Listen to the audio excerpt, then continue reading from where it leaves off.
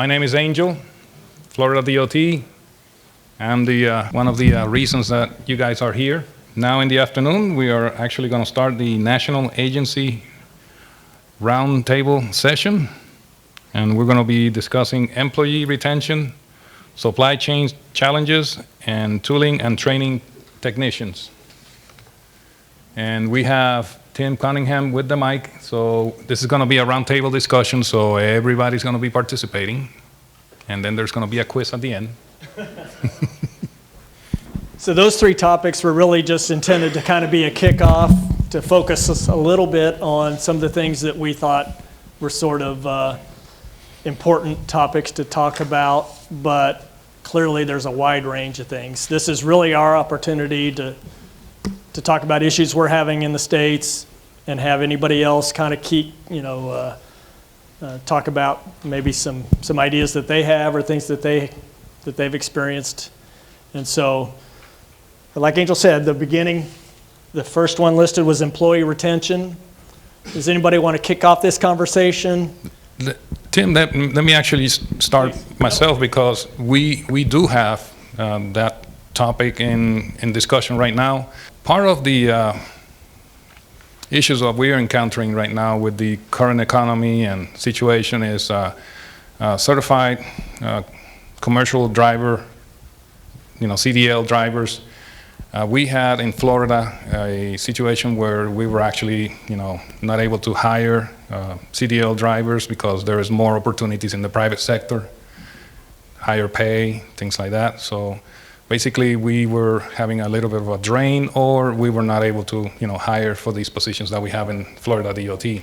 So what we did is we actually asked the legislature to provide us with budget so that we can actually get training in-house, or be able to contact a company and contract a company and hire a private third-party company to train our non-CDL drivers, and that way we can actually have the inventory or supply of CDL drivers move up in numbers. We actually got approved in the legislature. This past legislature, they approved for training. And how many years it's going to be? Kristen, do you know how many years we're going to have that funding available? But the funding covers getting our drivers that are not CDL be able to take the training, go to a third-party company, get the CDL certification, and then be able to actually promote within the department and keep our fleet operational on the items that are actually required to have CDL dump trucks, anything over 26-on-1, same requirements you guys have. So that's what we're doing to do the employee retention for Florida DOT. Is any of your states having that same situation? Do you have training? We were discussing that in our regional meeting, and some did say that they do have training in-house. There are some new federal requirements, so that's something that the in-house training needs to comply with. We did not have any in-house training that we needed to upgrade or comply with, so basically we will go completely outside to a third-party company. Just saying, Maine DOT, we do have our own training program that will allow them to get their CDL. The problem is, once they get their CDL, they can make more outside of DOT. So we still can't retain them, but we can train them. So I've heard, I'm sorry, your name is? Me? What's your name? Danielle Brooks. Okay, Daniel, I'm sorry. Yeah, when we hand you the mic, introduce yourself just so the rest of us know. Yes.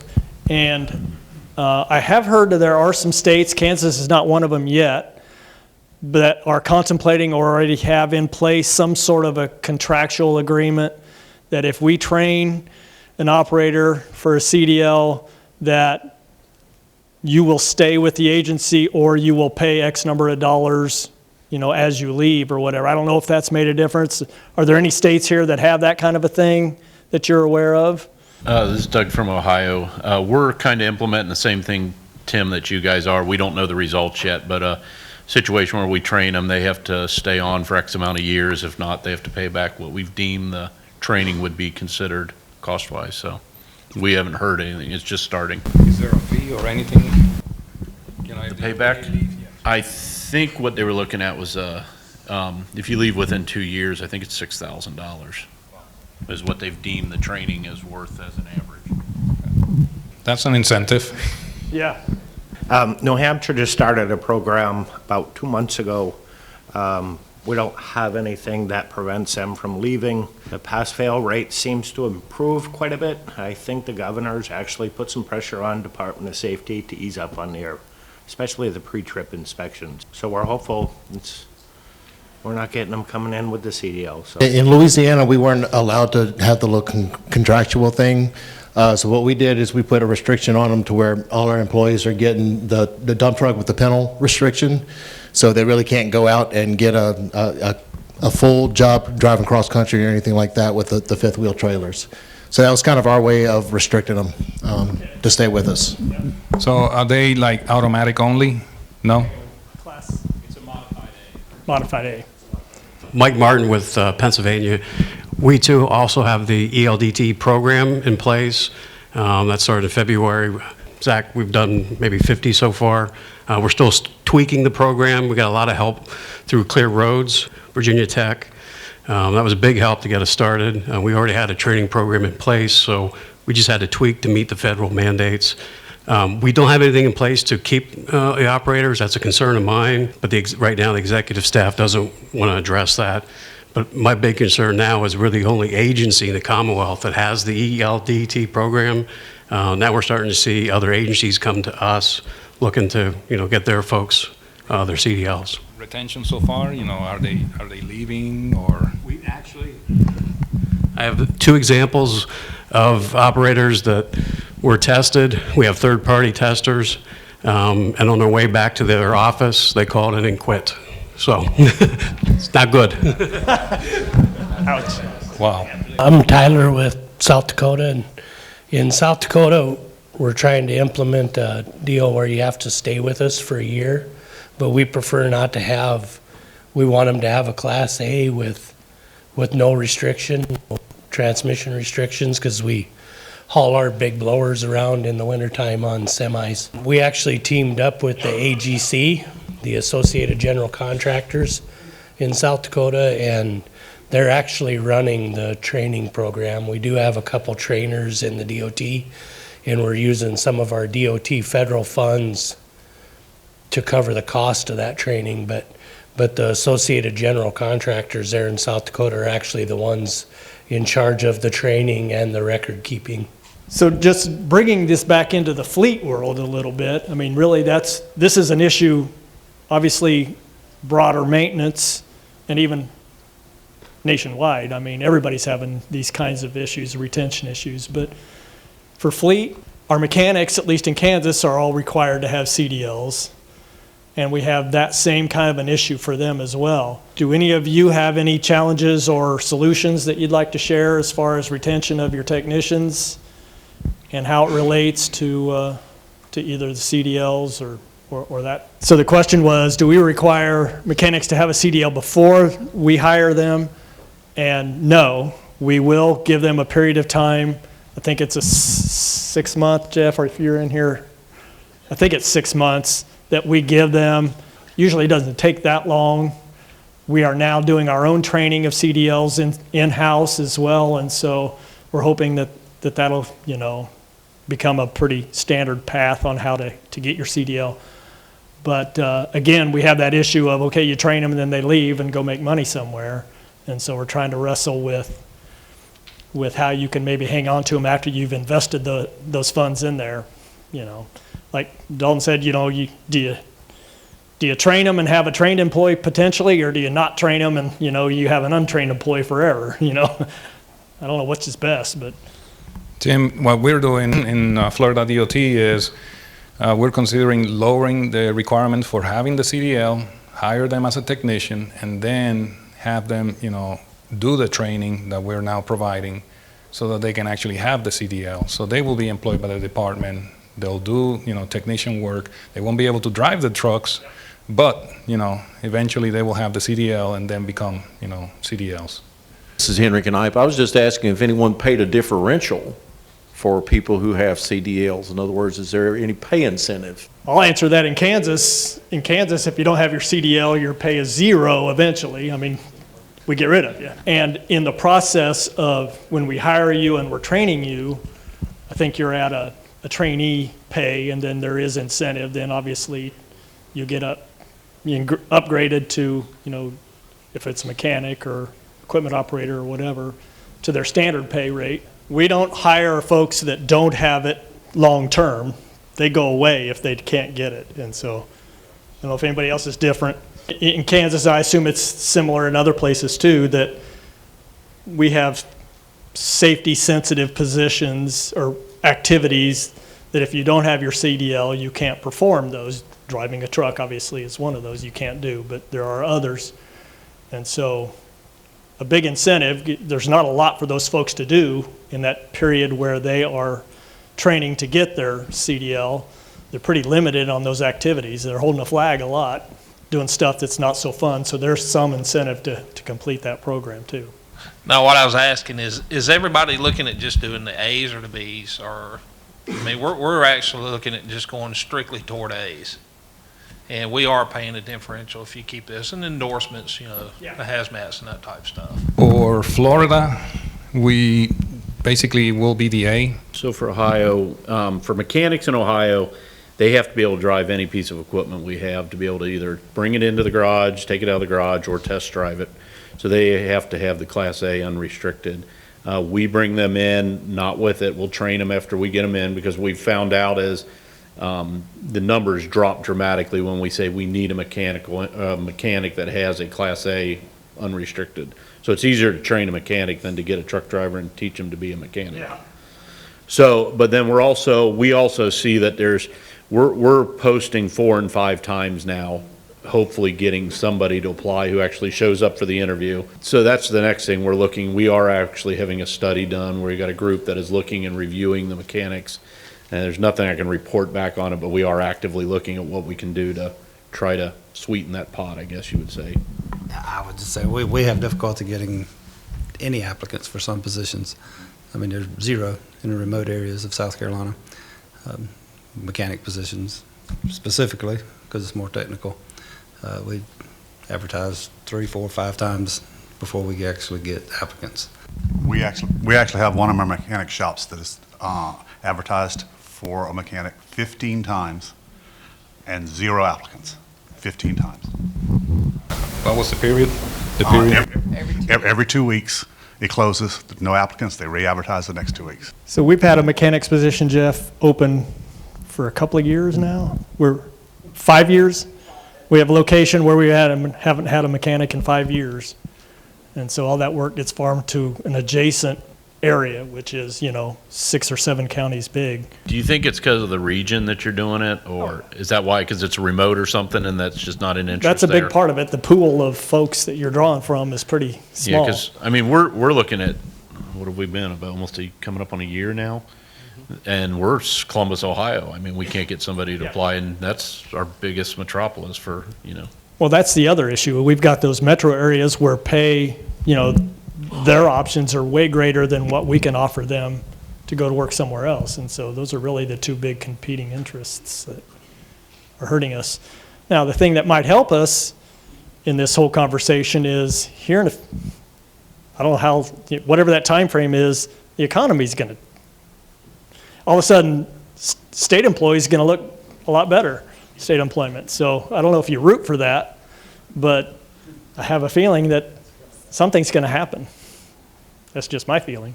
A couple of years ago, I put out a survey, and some of you guys participated in mechanics, and it's nationwide. It's from Canada all the way through. Nobody's finding mechanics. Pay is one thing. I really think it's a dying breed. I hate to say it, but it seems to be. We've gone through training programs. There's a couple of states that do training programs. I'm not sure how well they're doing right now, but they talked about those. I mean, we're in the same boat as everybody else. We can't get applicants. The state doesn't pay top dollar. There's no negotiation with the state. It's under contract. We have a private company that does business for us in our southern part of the state. They can't get mechanics, and they pay a lot more than we do, $10 more than what we do, and they can't find technicians either. So it is a dying breed. We do have a Class 2 license that's required. Our minimum qualifications have gone way down, just looking for people, but we're in the same boat with everybody else. We put applications out and nothing. State of Maine is in the same boat with everybody else, so when you find that magic wand, please share that with us, would you please? Our state was looking at the technical schools and stuff, and the dealerships are standing there in line offering them, double the money that we're offering. So we're actually stepped back and went to the high schools, and a lot of our local high schools have got the automotive program. So we're buying the parts, taking a truck over there, allowing the teacher and them to fix the truck and learning and trying to grab them there. A little bit younger, but it's better than what we're getting. We ain't getting a whole lot. So. But that's been in, a couple months now? And we're getting prospects with the graduation rate that's just, the ones that just graduated, so. Right out of high school. Right out of high school. Willing to train them because they're the only ones coming. You hearing this, Jeff? Anybody else hitting high schools or VOTEX? Or I know Jeff, my co-worker in Kansas, he visits a lot of the technical schools in Kansas that are offering programs, and he's finding the same thing where they've got manufacturers that are willing to invest quite a bit more than we're willing to. But we've had some limited success. We've got folks that, live in a rural area that are attending that, and they want to work in that same area, and so we don't have big employers in those areas, and so we are having some success there. It's hit and miss. We're usually bringing them on as an intern, is that right, Jeff? That gives us an opportunity to evaluate their work and them an opportunity to evaluate us as an employer. We have a handful of success stories with that. We have a few non-success stories, but at least we've learned about that. We didn't hire them and make that mistake. Don't know if that's the answer, but it's helping a little bit. That's segue. It. Okay, segue to the next one will be supply chain challenges. We got a supply chain challenge with the CDL drivers. Supply chain challenge now with the equipment, vehicles, chips. Is anybody having any supply chain issues in the room? You got it figured out, do you?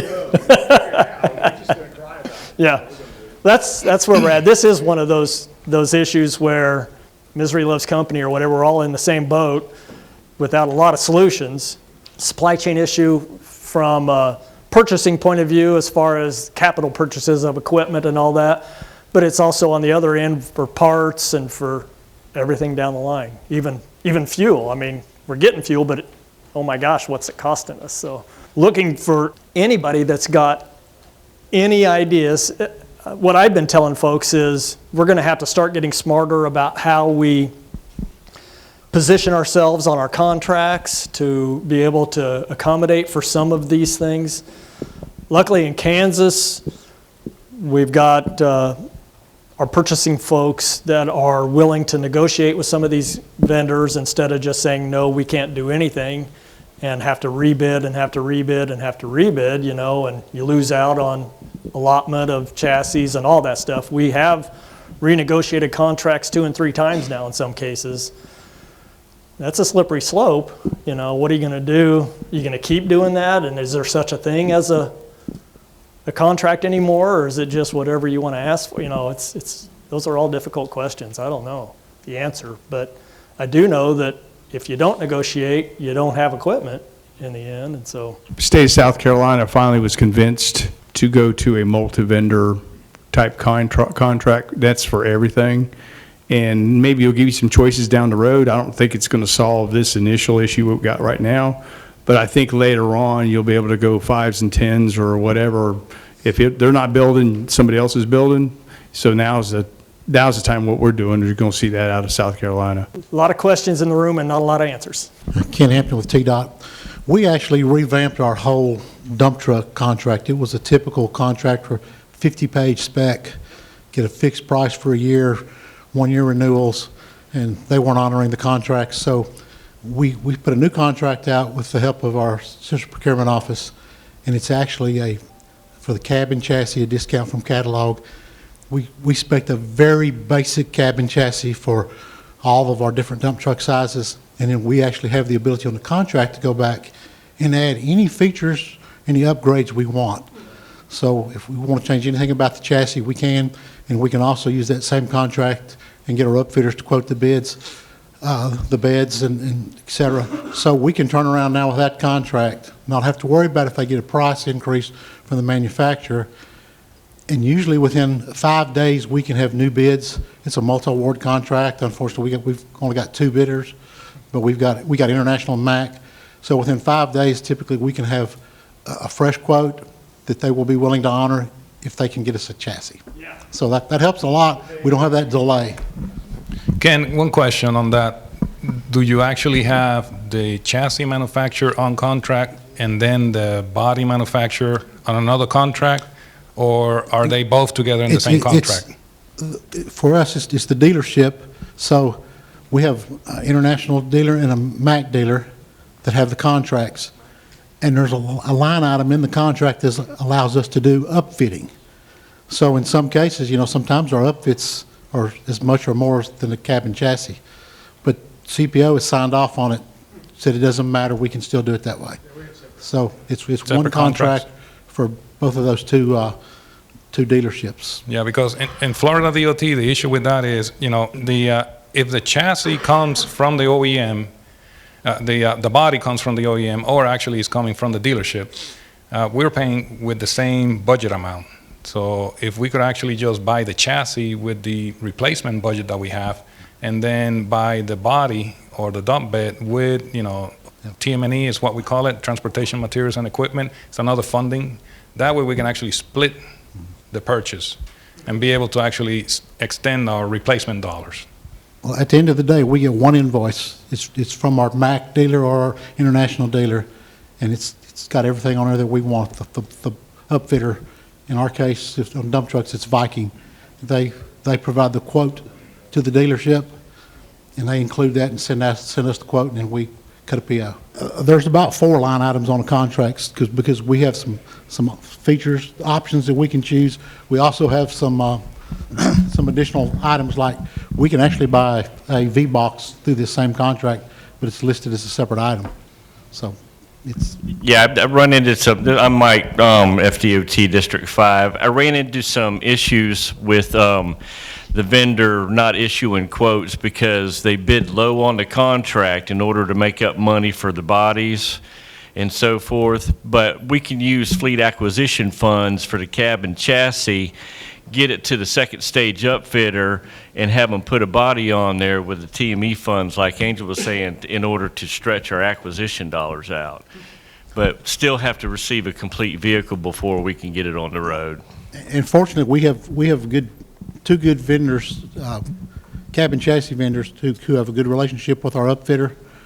So we haven't had any issues. One of the concerns we had on the front end obviously was, well, this MAC dealer and this International dealer, they're gonna put an upcharge on the quote they get from our upfitter. Our upfitter shares his quotes, so, and they know that. So we allow them some, but we're not getting anything ridiculous, 15, 20%. Usually it's 3 to 5%. Yeah, because we're also running into an issue where you're getting a quote for the cab and chassis, and you get a quote for the upfitting dump, but the price of steel increases so much that the second stage upfitter can't honor the prices that he did, because the steel prices have tripled, quadrupled, and so forth. So now we're going back and doing change orders to add money to the quotes, but if we can do it 2 separate line items, just secure the cab and chassis, and then we can wait till the following year to put the dump body on it. At least we have a new truck that we can incorporate into the fleet. Well, this contract would allow us to do that because it is a line item just for the cab and chassis. So we could do that. We haven't done that yet that I know of, but it's an option. Segue to the next one. Okay.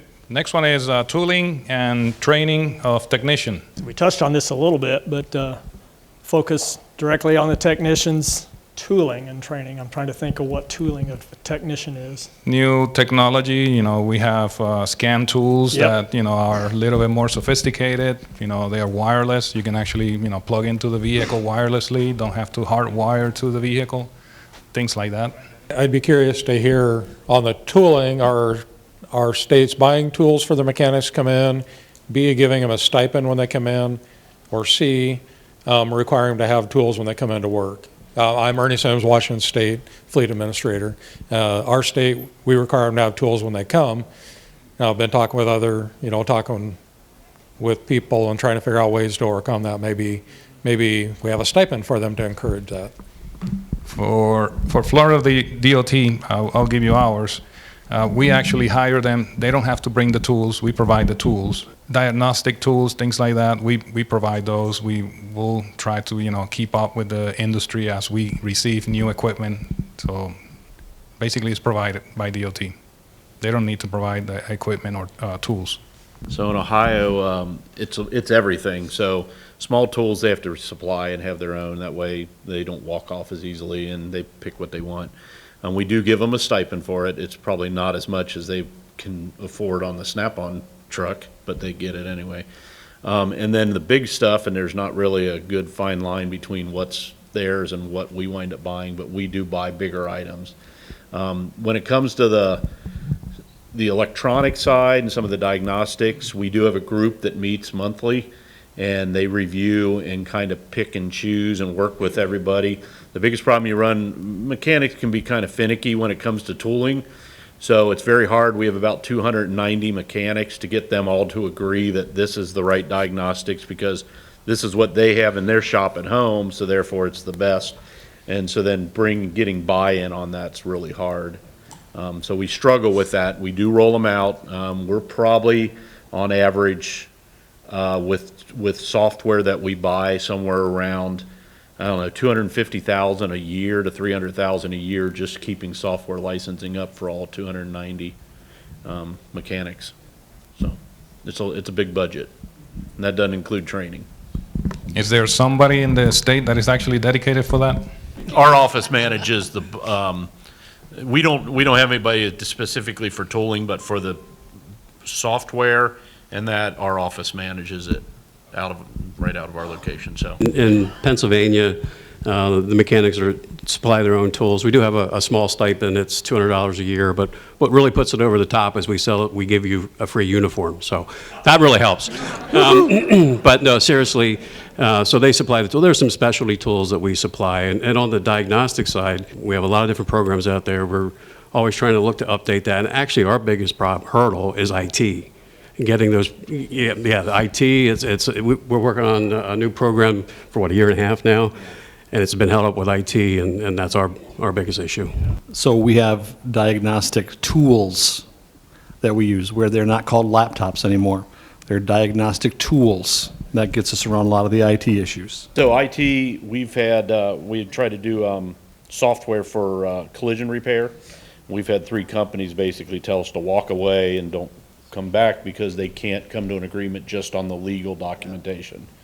And they won't come and we won't budge, and therefore we're, years that we don't have any because of that. So that is a big struggle, is that licensing, the IT and the legal do not want to agree to what they put in there, and there you go.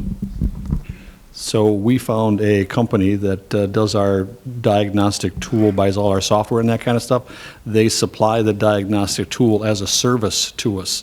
So they actually own the tools, and we pay a monthly lease fee that we got around some of those issues as well, if that helps. Brian Marshall with VDOT. Handle the updates on the diagnostic tools. So the same company that we lease the laptops from, they come into the state, go around, do all the training with the technicians, and keep all the licenses up to date, monthly, annually. You ship the device back to them for updating, or? Well, a lot of them now are being done. With the Wi-Fi through your. A lot of them Wi-Fi. I mean, it varies. I mean, depending on the manufacturer, but a lot of them are Wi-Fi. Some of them, they got to come around and upload and do things too. We very seldom ever ship them back and forth. The company comes to our locations and does the updates on the ones that need to be, that can't just be downloaded with a Wi-Fi connection. They supply a hotspot or something to do that with, because that we struggle with. Network won't let them. We struggle with that the most, with connectivity. A lot of our areas in southwestern Virginia are not a lot of cell connections. We're experimenting with some, it's like a hotspot sort of thing. It's Mike, you know the name of the things out there in the IoT devices? I'll think of it. But yeah, there's, we're doing it, it's part of the VDOT of tomorrow. We've got tablets, and we're putting these devices in superintendent's vehicles and that kind of stuff, so when they're out doing their maintenance work, they can record what they're doing instantly. And there's tablets that go with them, but I can't think of the devices that we're putting in the vehicles, but I will. Cradle point, yes. Cradle point device, yes. That's what we're, and those have been pretty successful for us. What do you do about conflicting softwares from the manufacturers? We have so many laptops that crash because they don't like each other. Conflicting softwares. I'm sorry, I didn't hear the question. What do you do about conflicting softwares? Like we have, I can't remember which ones right now, but if they are on the same laptop, it kills the laptop. That's what we pay our contractor to manage. Go ahead, Jeff. We have a company from Olathe that is A&E Tools. We've been dealing with them for probably 6 years. They handle all this. We do kind of do the subscriptions through them. We put hotspots in our shop. They can remote in, renew your subscription. If a technician's having trouble remembering how to get connectivity and stuff, they can call in. As long as you have a hotspot, they can remote in. That's one of the, we have one district that thought they wanted to be their own technician, and they really struggle with all the different softwares, Cummins, some of them don't play well together, and this company will do what they call sandboxing, really. You just got up to four different hard drives in that, and you can keep those partitioned, and they'll keep them separate. That works pretty well for us. So it costs you more than just going and buying the license, but they do take care of getting it loaded and renewing for us, and there is a service that comes along with it that's worked out pretty good for most of our districts. So, thank you, Jeff Tice. Wait. Oh. All right, I'm Howard Ray from Colorado. We actually have our IT support us, so they take care of our software. They put it out to bid when it needs to go out to bid. Some of the software we have written into our specs as options, so they just go to that option instead of having to go out to bid. But they just recently, one that we didn't have any option, put it out to bid. They put it out to bid. They coordinate with the software's IT people. That way the IT can talk to the other IT, and the laptops actually get replaced with our actual normal computer rollouts.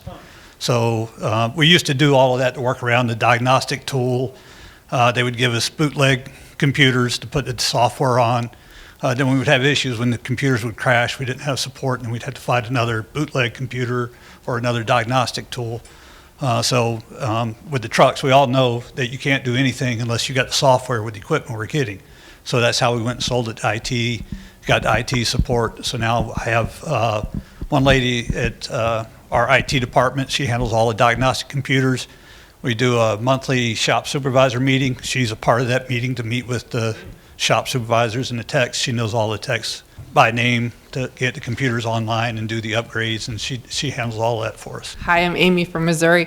I think our biggest concern that we have is that our IT will not let our users share laptops. So we have to load software on every laptop, and I know a lot of you guys are getting new to the whole multi-vendor award or multi-manufacturer award, which we've been doing for years.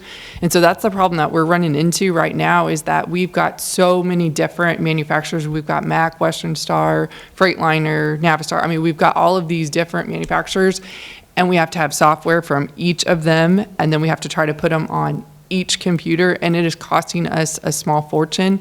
And our IT department is getting a little cranky at me because they want a standard load, and I'm like, well, it depends on where you're at and what's going to be out there. And of course, everybody's, well, if it's, starts flurrying, we're going to have everything go down, so we need every piece of equipment. So I don't know how everybody else does, but that's our biggest struggle, is trying to figure out how many licenses, who needs to get them, where we need to stick them on these 100+ mechanics laptops. So just to clarify, we have our diagnostic tools. They can't do any emails. They can't do anything. They're just standalone devices, not attached to our network in any way.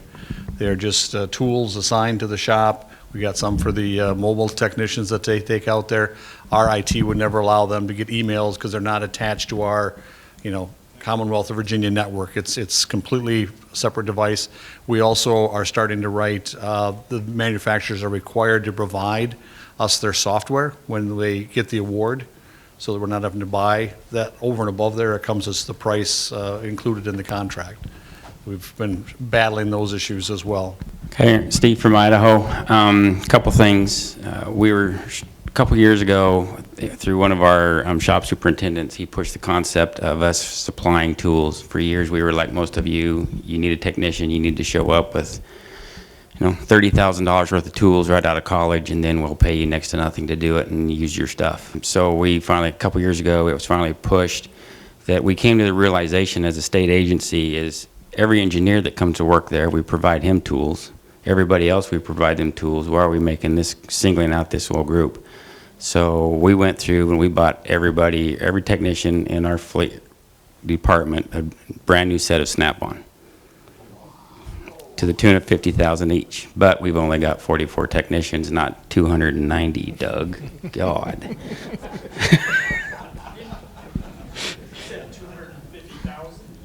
No, 50,000 each. To the tune of 50,000 each. Okay. So. You should have stuck with it. Yeah. There you go. Anyway, so that's what we're doing to combat one of those issues. When you talk about diagnostic stuff, we struggle mightily like everybody, trying to bootleg laptops and everything like that. And what our department was some sort restructured is that the IT people in the districts were actually pulled out of the district, put under a headquarters, but left in the district to support the district. Therefore, they kept getting asked to support the shop with all the issues they have with everything that everybody has talked about. And finally, they came in and said, this is ridiculous. We just need to support you guys. So as it is right now, we have one individual out in the districts. One of his main tasks is to manage all of our diagnostic software subscriptions.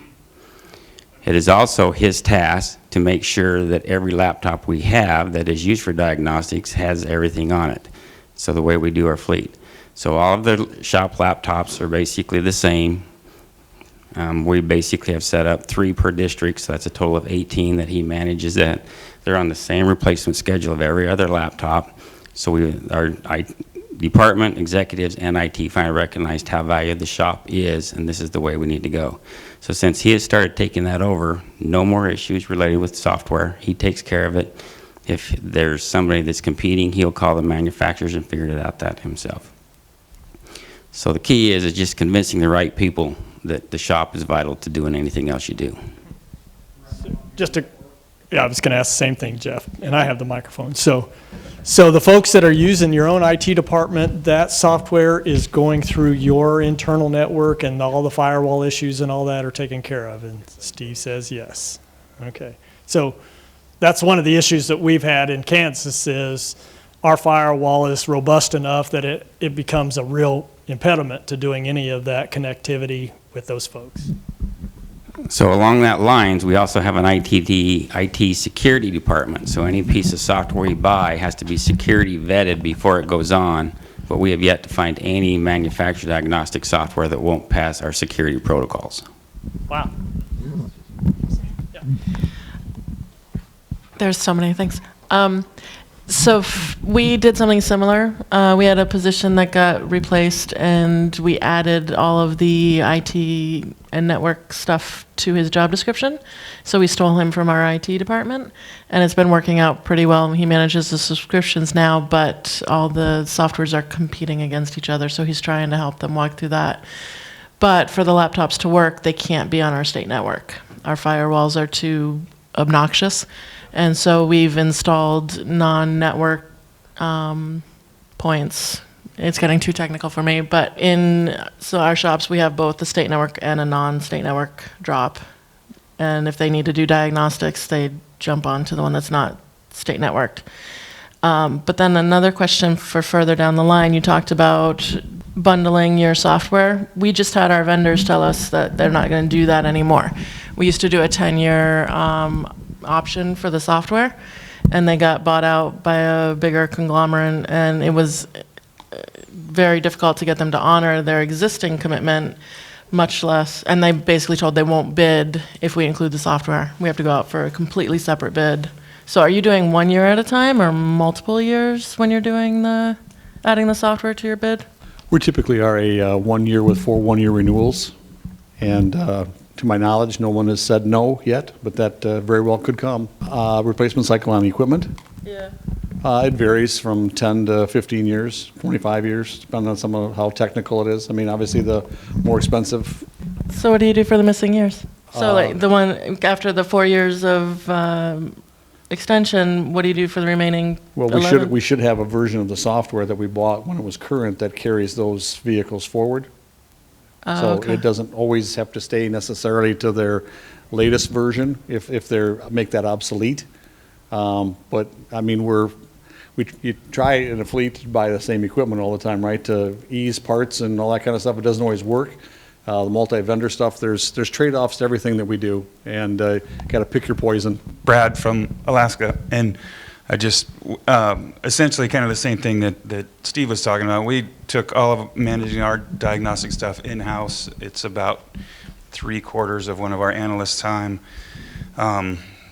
There's 80 laptops and some 400 or 500 some subscriptions that she manages using, like an Access database or something like that. But she's got a replacement schedule, and everybody sends them all in, and it's worked out best for us. One other thing I'd like to add is we've been kind of self-selecting on vendors and manufacturers that don't allow us to use or don't give us access to their diagnostic software, and so we've started writing that into our contracts as well to kind of write them out.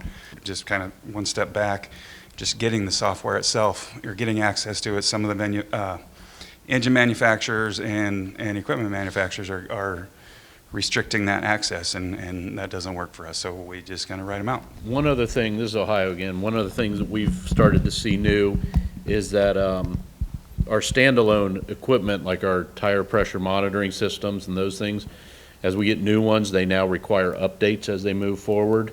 And those are another deal where they don't want them hooking into our Wi-Fi because then it blocks with the firewall. Or the other is they're mailing in thumb drives. And so then there's the whole issue of then you put that thumb drive in and what you're putting into it. So the one thing they're working at is trying to go through and clear certain pieces of equipment in our garage that has been tested out, vetted out, and now it's allowed to reach out. But right now, those get blocked from any type of updates until we get through that. But that's kind of new, just coming out into our horizon. I don't know if anybody else has seen it. So you're talking about firmware updates? Firmware updates, yep. Troy with UDOT. So one of the things we've seen is obviously everybody wants to have their own programs and stuff, but rather than buying for every laptop we had, we was buying software for it and stuff. Well, we've since found a product that we're gone to, and I'll tell you, it's Autel.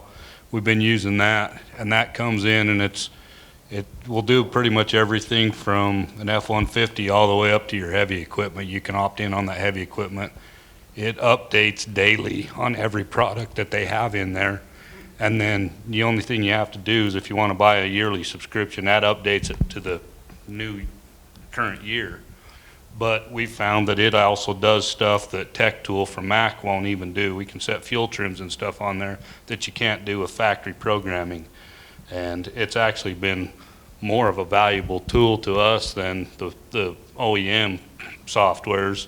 And we've been able to limit our subscriptions. I mean, we'll still buy 1 or 2 subscriptions for the shop and keep it on one laptop, but then we can have 1 or 2 of these tools that we can still send out with our field service guys, and if they get into something where they have to get real deep, they can always get that laptop or have it, but we don't have to buy as many subscriptions. We're probably buying I don't know, very few. I don't even know our numbers right now, but it's a ton less than what we've been buying and saving us a ton of money. And you don't necessarily, unless you want to have it updated to the current year, you don't have to be doing the update every year. So it's saving us a fortune right now. What's the name of that product again? Autel. Autel. A-U-T-E-L. Okay. You can do it all the way up into your off-road equipment and everything off to your off-highway. It's just you buy for according to what you want to do. The only thing it won't do is your light duty, your car's but it'll do F-150s all the way up. Well, that was tooling and training of technicians. So anybody want to pick up a topic after that, either off of that or now for something completely different? Is anybody having issues with training? We're looking at years out on like Cummins and stuff where they want to come in. They said they don't have the staff to do it, so we're building up more and more Cummins as we buy international since they switched over. Yet they're talking 1 to 2 or 2 to 3 years out on training, which we can't even get a contract for at that point. Is anybody else having that hurdle? We've had Cummins since 2009 now. We're fortunate we have a Cummins training center in Kansas City that we send guys to, and then we do their virtual college also. That's got a lot of really good stuff online. I don't know if you guys do that, but One of the other things that we do, I assume the rest of you are probably similar, but we do require, as a part of our purchase contract, training at the time, at either, we do have specific technician training and then operator training. And so we require them at a certain period of time to come in and provide 2 days worth of training, 3 days worth of training as a part of the purchase. And so it's just built into the price of the trucks. So, Tim, a question on that. I think all of us are buying like extended warranties. So when do you do that technician training? Because if you do it right when you buy it, by the time you finally get to use it, they've all forgot it. Yeah. And that's where we struggle, is figuring out how to do the timing of such technician training. And yeah, I don't. Yeah, that's a struggle. I mean, I think we ask them to come in with it a year after the initial delivery of. We're not doing extended warranties in Kansas, but honestly, we're not necessarily, the training that we're getting a year out, since we have so many years of Cummins, for instance, or, you're really training just an update of training on past products as well. And so it's not a perfect solution by any means, but it keeps those guys trained up somewhat. And that's the best kind of training. What Jeff said, if you didn't hear, is a lot of times that training is an opportunity to bring a problem child in and let them help us troubleshoot and fix that issue. And, hands-on training is always the best for us. So I'll go in more depth on Thursday, but one thing that we do is we have mobile mechanic training, so mechanic instructors. Obviously, Mac is in our home state, so our instructors will go to Allentown for additional and more in-depth training. And then we have 2 instructors that go around the state to provide that training. So it's kind of a train-to-trainer, which works out pretty well. Mike said he's got some time on the agenda. I don't remember if it's tomorrow or the next day, but where he's going to kind of go in depth on their training program for their mechanics. We do put it in our contract that on the 11th month after the award that we have training, and we also have a second year in that contract. So it's 2 years later, we ask for the training. Unfortunately, COVID came along and that kind of changed the way things are. But we have a private company called Maine Motor Transport that we work with. They provide training for ABS brake systems. They are providing training on tires and wheels. They try emissions, the new emissions. Matter of fact, we supplied them with one of our trucks to do the training. So our technicians go and get the training on our piece of equipment, and also electronics. So we are working with this company, so that's helped a lot. But it's getting set up on online training is a little more challenged than it sounds. So that's something that we are looking into, and we've got to pursue a little bit stronger. So, but that's I think that's the way the world is right now. So Just curious, for those of you that delay your training, do you delay your operator training as well, or if not, then does the manufacturer okay with that? yeah, we have driver trainers that go over the truck with them. A lot of it isn't real new. I mean, the technology. I mean, we have the operator's manual. These guys go over the operator's manual and train the drivers to do that stuff. So we don't really see too much of that. Yeah, we haven't had any problems getting manufacturers back out to do training on technicians as long as we remind them. Yeah, they'll come out and do the initial setup training and all that, and you get what you pay for there. It's not great stuff. It's kind of like reading the operator's manual sometimes, but I would have to say that that was one of the things, this is Brian with VDOT again, that COVID brought out for us, is we always required the vendors to come out and do a, the initial go over anything new or whatever. We say force them, but we asked them and we partnered with them and they created videos for us. And now we put those videos out on our VDOT University, and then the operator can't say that I wasn't trained on that because we've got documentation then. So that is one benefit that COVID brought us, that we, number one, the vendors agreed to do it, and number two, we just creates a paper trail for us. Yeah, that paper trail is kind of valuable when the lawyers start asking questions. Why there was an accident. Go ahead, Jeff. For us, virtual training is one of the things on new. Normally in our specification, even like on a message board, we ask for at least a couple hours training from the vendor. More and more, they're wanting to do that virtually. Limited success, I think. We are recording it. It is nice to have that recording that somebody that comes on later can watch it, but I have got some feedback that it's not as effective, and you don't have that opportunity to ask questions on something you don't understand. So I was wondering anybody else how they're addressing that. Now we got vendors assuming virtual training is acceptable in lieu of coming to Kansas and doing the training, and we're going to have to address that. So. Normally, convincing vendors to come to Kansas is not a problem. It's usually high up on their vacation list, but for whatever reason, they're electing to do the virtual stuff. So. Melissa. Hi, Melissa with New Jersey DOT. Sorry. So with the training, our vendors were finding it to be a little vague and didn't know what to provide or how much we wanted, and kind of were surprised when we actually asked for everybody to be trained. So we ended up rewriting our contract so it was a line item that was more like an hourly rate for a trainer to come out, so that we could just kind of get exactly what we needed and call them back if we needed additional training. That's a good idea.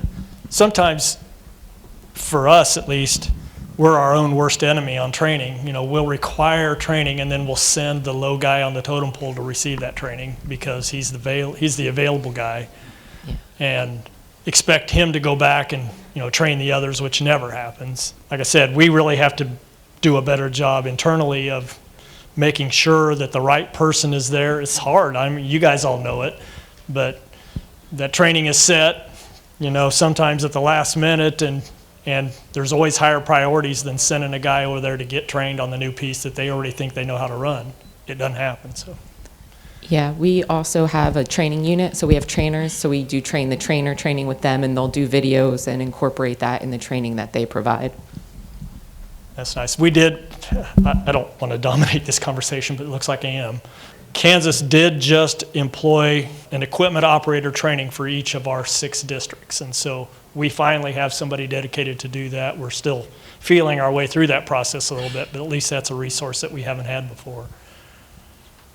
They're also going to be involved in the LDT stuff, the CDL training. New topic? I've got one. Good. So I write the specs. Hey, Nathan Luter. I work for Mississippi DOT, write equipment specs. Most of y'all are fleet managers, and I deal pretty solely with equipment specs. Who else in here, is there anybody else in here, just by a show of hands, that writes equipment specs? Okay, all right, that's what I was hoping for. So when you guys are writing different specs, I'm just kind of wondering if we can have a discussion on your process of writing specifications. And generally, let's say I'll pick a dump truck, right? Everybody does dump trucks. So I'll go through looking at different manufacturers, drivetrain, engine, transmission, whatever, suspension, trying to make sure that I'm writing a spec that is specific enough to get us something that'll do our job, but also not so specific that it's restrictive. I mean, there are certain instances where you kind of need to be or want to be restrictive on certain things. And so I started thinking about this a while back. Are there a lot of times I find myself just going from manufacturer website to manufacturer website or calling dealers and saying, okay, like, and maybe this is a bad example, but, you know, what size engine do you have? You know, what size does your other person have? And you know, okay, you can look at a 13-liter class engine, and you get anywhere from a 12.3 to a 12.9 liter engine. You know, that's 0.6 of a liter. Doesn't sound like that much, but it really kind of is. I started looking, and is there a website, a database, some sort of software that has everything? And to my knowledge, there's not, but I just want to ask the question. I found a company that has a lot of equipment, but not so much vehicles, not heavy trucks. So I'll pass the mic out if somebody else just has any thoughts on that. Nathan, hey, it's Mike from VDOT. I know we discussed this a while back, I think, at one of our regional meetings, and that I know if you go to the EMTSP website, there is a place on there for specifications, and every once in a while I go in and look and I see that some are listed, but to your point, I don't think there's a very good repository out there for equipment specifications. And in dealing with specs, I think I've shared some with people a while back that we had, and I've gotten some, and it seems like everybody here has a different mission, I guess, if you will, and specifications seem to be so different amongst the different DOTs. So I know this is going to probably raise a myriad of questions and who does what. And for the record, with us writing specs, we have several spec writers. And while that may seem like a lot, I don't know how many people in here, speaking of spec writers, that we handle the cradle to grave of writing specs, where not only do we write our own specs, but we also do our own procurement aside from our procurement section. So when we write a spec, that engineer also sees the PO of it, getting the paperwork, and we're our own DMV within our own section, where when we get a vehicle in, it's already shipped to the district, and we ship license plates to each district. So I'm sure if you surveyed everybody in here, it's all different. Yeah, he took a little bit of my steam. The EMTSP website, but I'll get into that a little bit more detail. We are going to talk about that in an upcoming session. But what you can find on it, there are a line item for specifications. I'll use one. Some of them are a little outdated, but I'll use Connecticut as an example. That's live. All of their specs are on it, changed. There's no old specs. And you can get on that, and you can see a format. You can see engines. You can see the whole gamut, warranties. And there's other states on there that you can compare, because what you're going to find, and what I've seen, is not everybody is going to have the same spec. I don't believe that's ever going to happen. But for people that are trying to fine-tune their spec, going on that website will give you an awful lot of insight on from heavy trucks, snow plow, trailers, all your equipment is there. The other thing is, for some of your newer spec writing, and we'll get into that a little bit more, is one of the EMTSP training modules is on specification writing, and that has a lot of information on it. So that website really can answer a lot of your questions. That training that Dick talked about, everybody in this room that's representing a state DOT has access to that training for free through that TC3 website. It's a little cumbersome to sign into it because you put it in your shopping cart and then it looks like you're going to have to pay for it, and then it comes up at zero cost. We also have a little video out there that shows you and leads you through that process, available on the EMTSP website. So there's some good stuff there. One of the steps that you don't want to forget in the specification writing process is that feedback step from your operators and mechanics. And we don't do a great job of it in Kansas, but we do have a standard form that we've given a number to, that is, we ask folks after, say, 6 months or so, after they've received a new piece of equipment, to fill out this input form. Is this the right tool? Is there things missing? What do you like about it? What you don't like about it? And list that out. And it's our intention every time we go out to bid to look at our specification, look at any notes we may have written down on that specification in the past, and then read through that feedback and see if there's something that we hear over and over again, if it's valid. Jeff gets most of those. I mean, we both do, but Jeff spends a lot of time looking through those, and sometimes operators aren't the most legit, or what am I trying to say? Yeah, there you go. They don't write well. They don't express themselves real well, but if there's something on there that we think we might need more information on, Jeff will call and talk to their supervisor and see if this is valid input and get more information about it. And I think that's a legitimate step in that process, because you're right. Somewhere you draw that line, and somebody's going to be out and somebody's going to be in, and you just need to be able to defend that, you know. We had a legitimate reason for saying that this is acceptable and the rest of it isn't. Sometimes, I mean, everybody in this room knows that it's a bit of a shot in the dark, and you just do the best you can, and if you can defend that, then that's good enough. This is Akram Beg, New Jersey DOT. I think someone had mentioned earlier regarding specification writing. One thing I'd like to add with that is finding data books. That's something that's very, very helpful in starting a specification, whether it's a Kenworth, International, or Freightliner chassis. You know, just reaching out to the vendor directly and getting this data book. It'll outline everything there in terms of engine, horsepower, capacity, anything that you need is right on there, and that's a great way to start. And another point that I like to mention is that the TC3 training that we had done, that is a great way to start too if you want to get into specification writing and understanding how the process works, knowing the difference between an RFI and an RFP and so forth. So that would be a great place to start. The data books that you talked about, are those hard copies of books, or is that something online? You could find in both hard copy and PDF versions. We tend to go for the PDF version, and that gets sent straight to our email.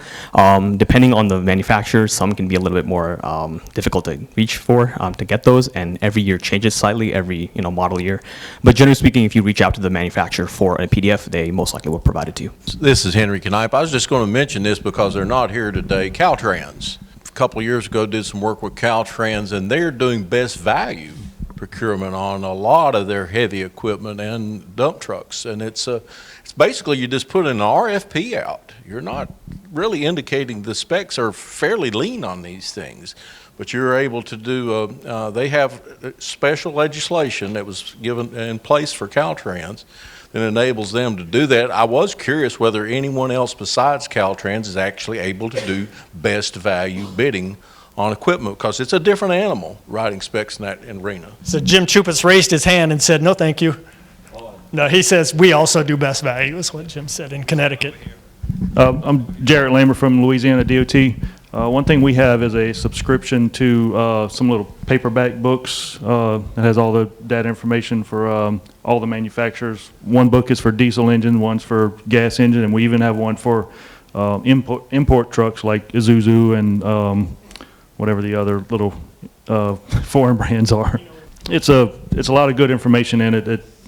It's quick reference where you can see all the different options, engine-wise, suspension-wise, brake systems, all that. Darren Weaver with Oregon Department of Transportation.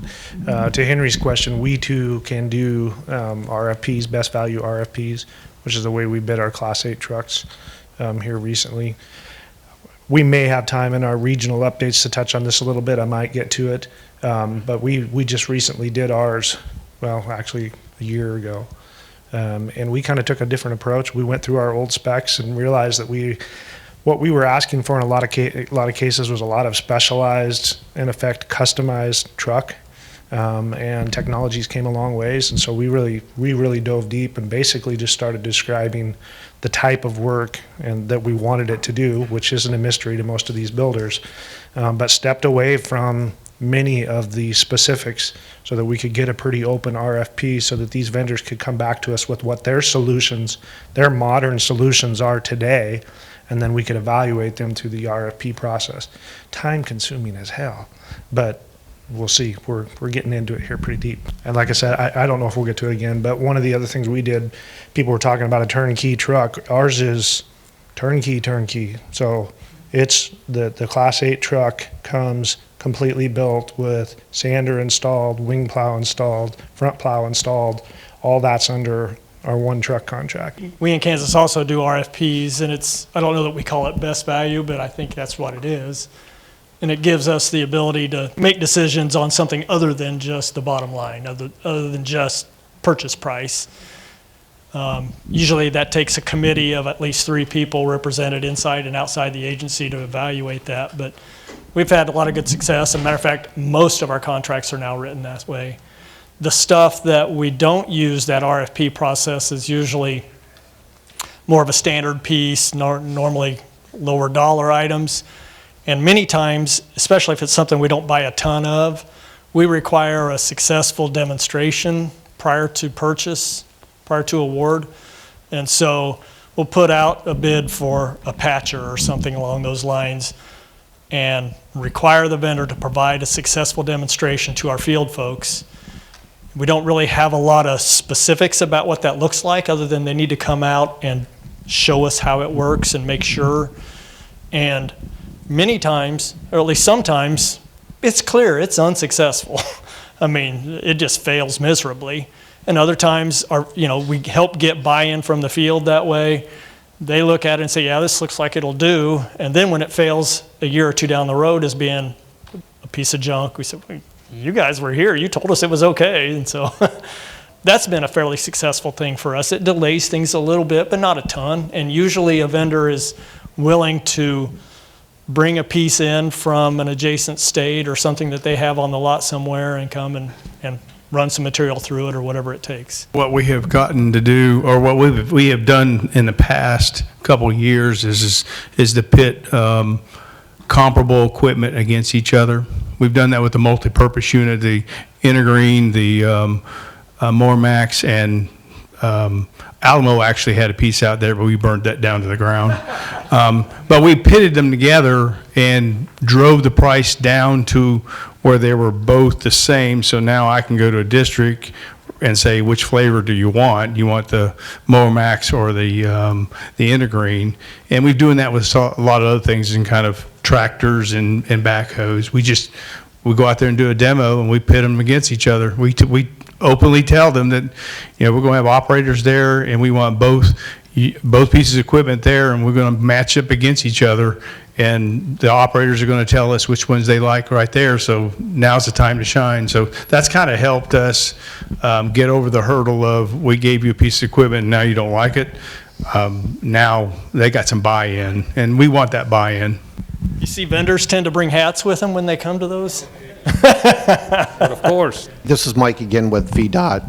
I heard someone, and I don't know who it was over here, talk about turnkey contracts. That several years ago when I first arrived at VDOT, I'll use a class 7 and 8 dump truck, for example. We had 2 separate contracts. One was for the cabin chassis, and the second part was for the upfit.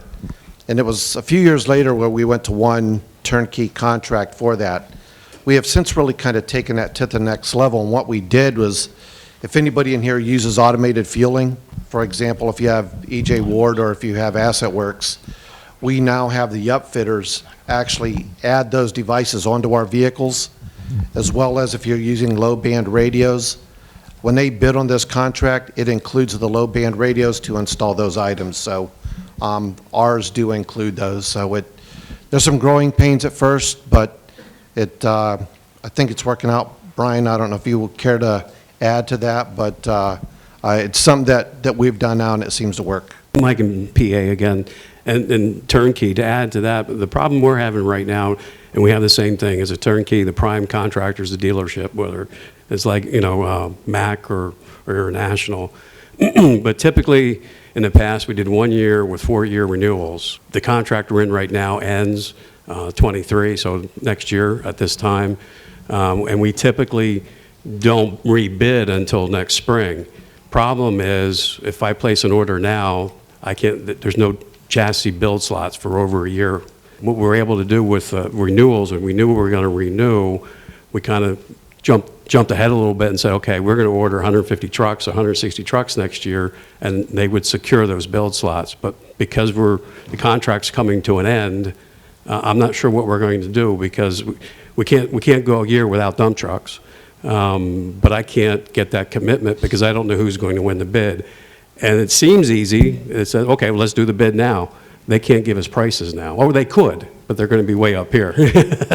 So I'm not sure how we're going to get through that hurdle, because it's just, in March, I was just placing orders and the build slots were 15 months out just for the chassis. Jeff Brown from DOT Louisiana. Kind of piggybacking off South Carolina, what we've been doing once a month is getting all our 9 equipment superintendents together on the phone. Sometimes we already have ops on there. And that's just a way that, so we don't duplicate an error times 9 times. So we're getting everybody to communicate and letting us know, hey, is there something we're doing wrong in the equipment section? Do we need to improve this on spec? Is something not working, or something y'all are seeing that is working? Or if they reach out and they see something when one of the municipalities has, then they bring it to our attention. So, because I think the meetings used to be once a year. What are you going to get out of a once a year meeting with that? I mean, there's just, the guys have a lot of great information. So big thing we've tried to do is bridge that gap so we have that communication. Jared Lehman with Louisiana DOT again. This is mainly a question for everyone else. How is your fleet numbered? How do y'all recognize what each piece is? We use SAP for our main property tracking, but for many years, all of our equipment has had a 6-digit number assigned to it, where the first 3 digits correspond with a particular type of vehicle. Like 125 series is a half-ton crew cab truck. Well, we've run into situations where there wasn't a big enough gap left between some series numbers, so it's caused issues. And we'd like to revamp what we do with our numbering, and I just want to get some ideas of what everyone else does, if you do anything. Give you, what we use in Florida DOT. We use, if it's a tag title item, we use the actual tag number. If the tag gets damaged, we still continue using the same original number that the vehicle got at the beginning of the process, even though there is a different tag behind it. And that's for the tag title items. Heavy equipment, yellow equipment that doesn't have tag title items, we actually have a sequence of numbers, and the sequence is the 5 digits numbers. And, they all say DOT and then the sequence of numbers. We do not recycle the numbers. We try not to, conflict with the tag title items, so the series are separated. And so far, we've been able to actually identify pretty much everything. The number doesn't have the description of what it is, like a fleet code. So we don't have a reference to the vehicle number and the fleet code number. We actually have a fleet code number separate. And then also we are using the NAFA codes now. We're, transitioning so that, the EMTSP reports and things like that, we can actually match, apples to apples. So we are using the NAFA codes, and also we are using the FEMA codes, because, we deal with hurricanes. So every time we actually ask for reimbursement, that's an item that we have to kind of struggle with. So we use now FEMA, NAFA, and Florida DOT codes. One thing we like about what the numbers we're using is having that description. That description, like recognizing that a 156 series is a 12-yard dump truck, or whatever the piece may be. How many of others are doing something similar? Tim Lawler, Maryland. We do something similar to what Florida does. There's about 3 different codes that we can use, and they're based on what department they come from. Department of General Services has a code number. Our own financial people, our bean counters, have their own code. We also have a property number through proper asset management, and it's a 6-digit number, but what we did is we took the DGS number and used that as the suffix. The first 3 are just a sequence number. Now we're going to run out when we get to 999, but to be perfectly honest with you, that's not going to happen in my career, so that's somebody else's problem. What we did find, though, is that years ago we went into what they call a standard naming construct, where the description of the vehicle, and this is the most important part, whatever system you use has to be the exact same for every vehicle type of that nature. So if it's a half-ton pickup truck, it says half-ton pickup truck, and it is pickup, pick hyphenated up. Okay, it's down to that detail. That way when you do a search, if you do a search by description, it brings up all of them, of that specificity. And we found that's easier. There's also add-ons. half-ton pickup truck, four-wheel drive, RC regular cab, EC extended cab. We can, you know, after that, we used that asset number. We took that property number, the plow, or anything you add on like that, the plow, or if it's got a spreader on it or a V-box, that's also detailed in there where you use the base property number, those 6 digits. There's 4 zeros after that field, and we use certain letter designations for those, so we know that everything, when you look that up, it has all of those sub-assets under it. So you now know you have, like, say, a 3/4 ton pickup truck, four-wheel drive extended cab. You look under that, it's got a plow, or it may also have a V-box. We don't usually do that for a truck that small, but it will have everything else under it. So there's no question about what it was or what the description of it is. It takes a lot of doing. It took us probably about 6 years to get everything right, to straighten out what was originally there to get it to this level. But it's, you know, those kind of things where you try to find commonality, or it's called one thing and one thing only, at least in the database, is, you know, we found that's more helpful. It also works on the inventory side as well, on how you name stuff that you stock. But those are some of the things that we've learned along the way, and it's been very helpful with categorizing equipment. Do you use fleet codes at all? Do you use fleet codes? Like NAFA or any of those codes? No, we've kind of always had them. There was these codes that DGS used. We don't know where they came from. It was sort of I think they were found down by the river in a basket or something. I don't know.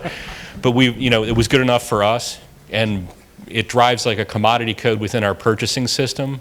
We straightened all of those out so that when you use that commodity code, it comes up as that exact description of what you're buying. It's just something that we had to straighten out. We worked with finance, we worked with IT, we worked with everybody saying this is going to make life easier. There's a lot of one-way people like I am there where, you know, if you do it this way and you always do it this way, you won't have any problems. But they're actually all internal codes.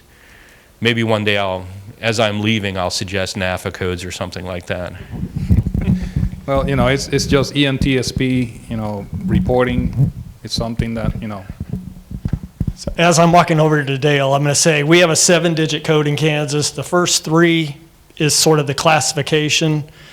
Sometimes embedded in that is the manufacturer of a motor grader or of a dump truck.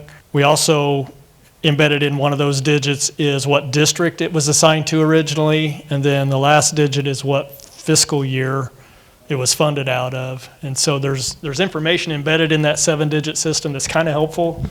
This is Dale with Nebraska Dlt. Kind of same circumstances, Tim, but we only use a 5-digit number. First digit relates to the type of vehicle it is or equipment that it is. Number 2 is a plow truck. Number 4 is a pickup. Something really simple. Fiscal year is built into the second digit is the fiscal year as it relates to it, and then the rest is randomly selected. We do reissue numbers after, say, 10 years after we retire equipment. How we retire a number, we'll put like an S020, S22 at the end of that 5-digit number to say that was sold in 22. So then in time we'll reuse that number.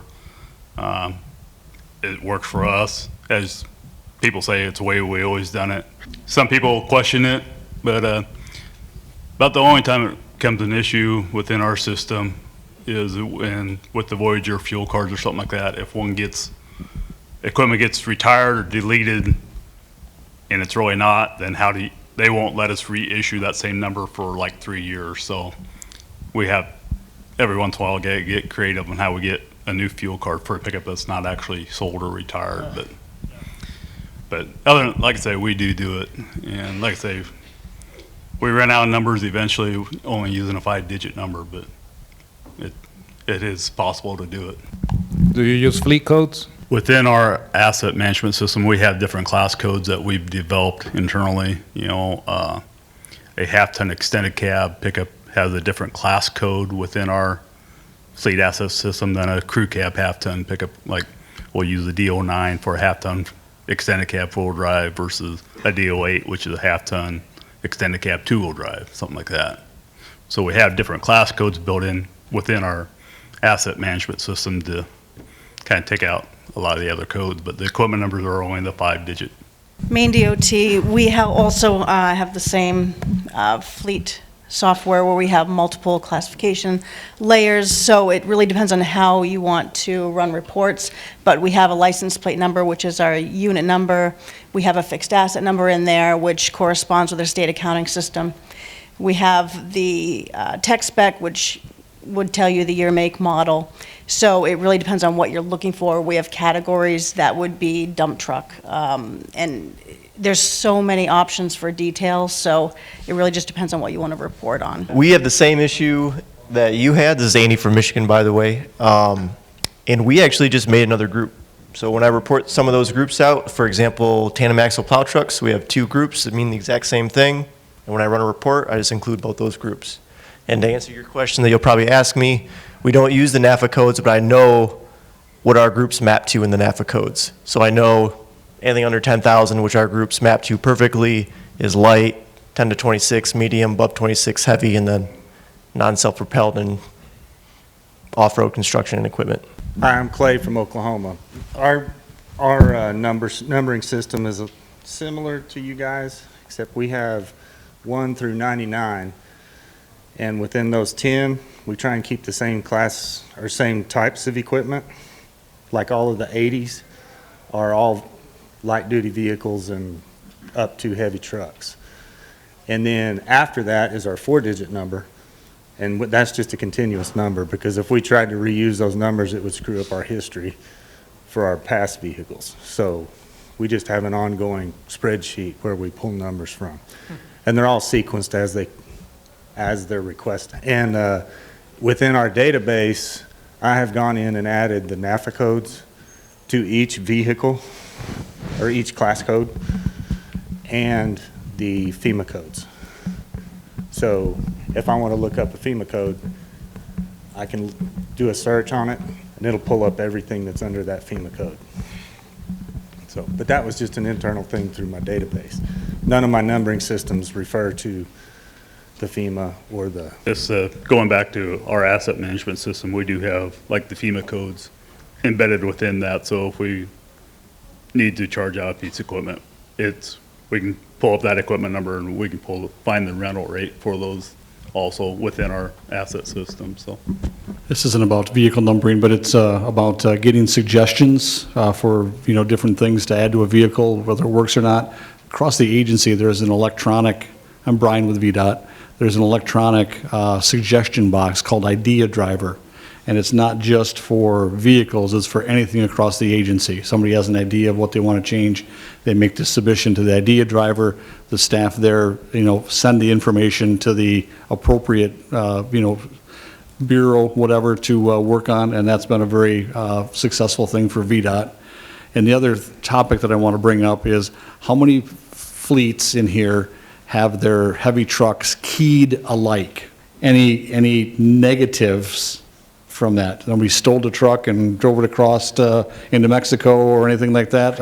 I'm trying to get our fleet to think about that and to get all these wild ideas of all the bad things that can happen. But how long have you been doing it?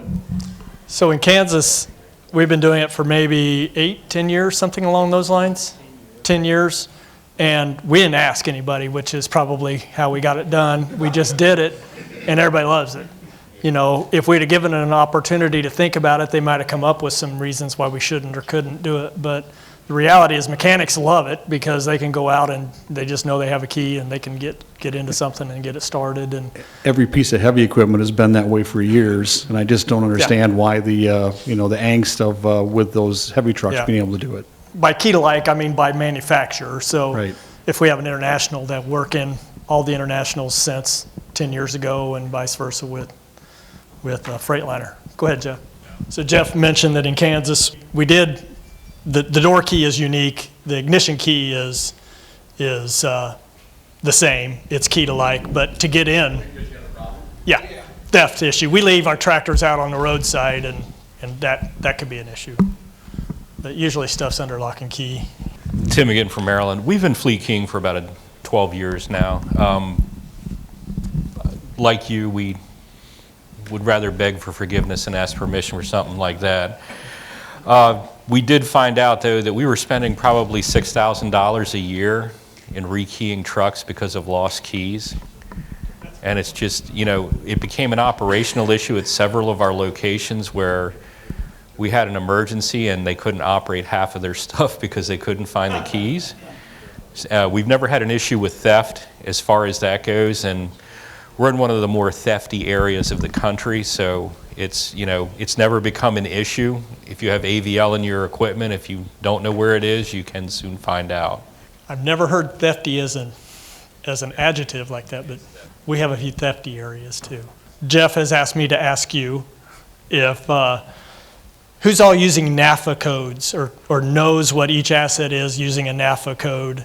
Do you guys, just by a show of hands? So you have it mapped, you have your current code structure mapped to NAFA. We're in the process in Kansas of implementing AssetWorks, FA, and along with CAM. And those are words that I didn't know what meant a year ago or so, but now I'm learning.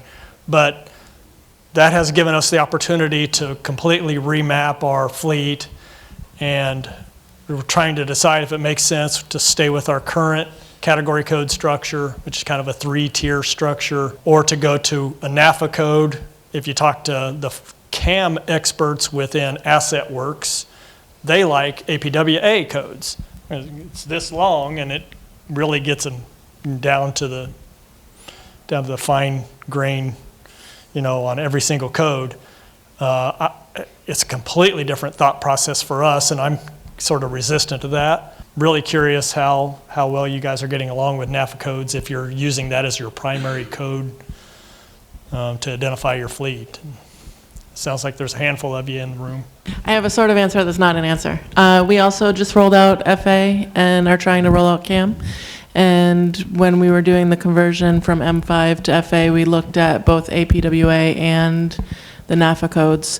We did do a quick survey of other states to find out who was using what, and almost nobody was using it, so it wasn't going to be a good benchmarker.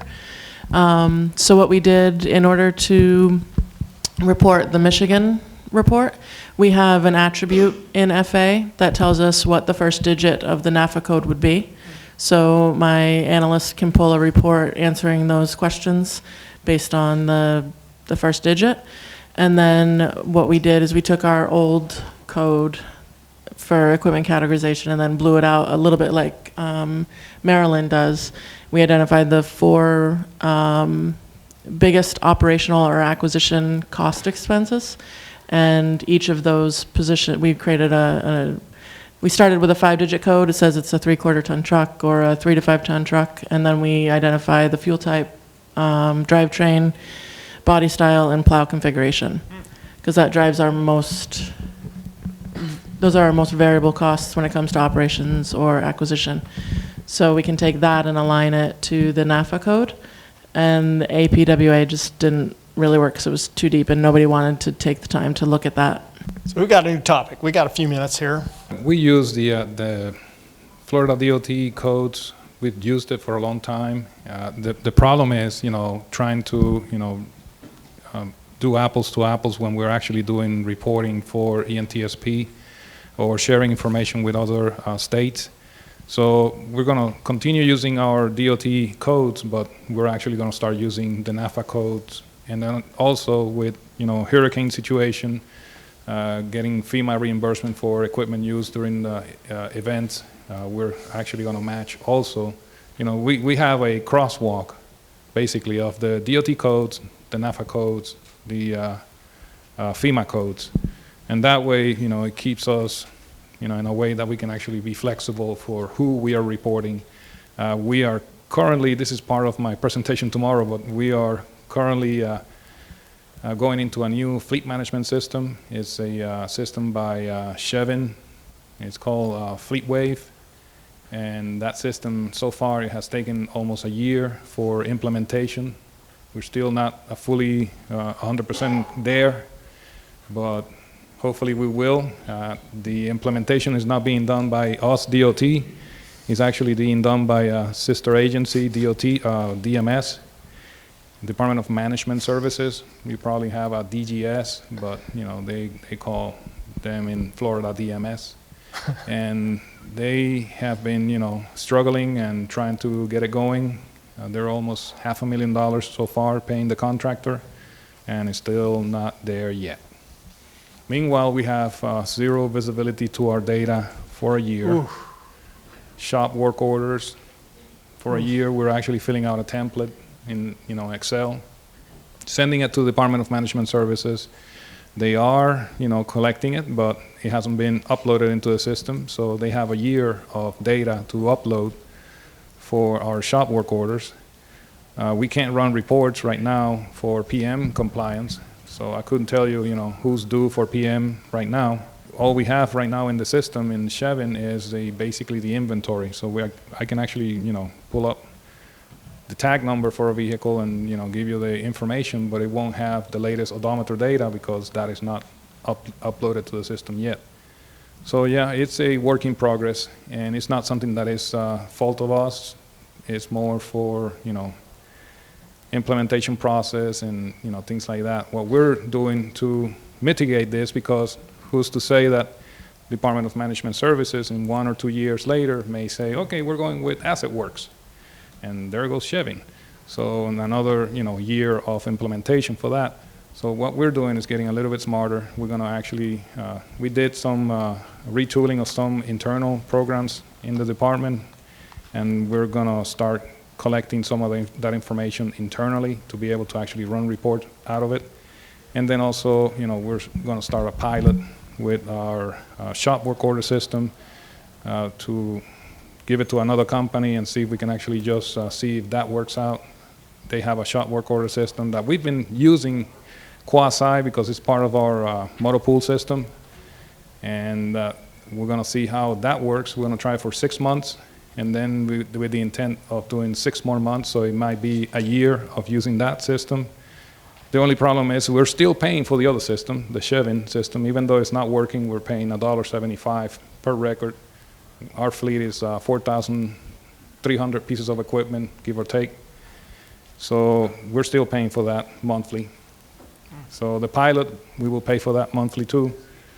But we're getting some discounts from the vendor just to see if we can actually stand up that and get it going.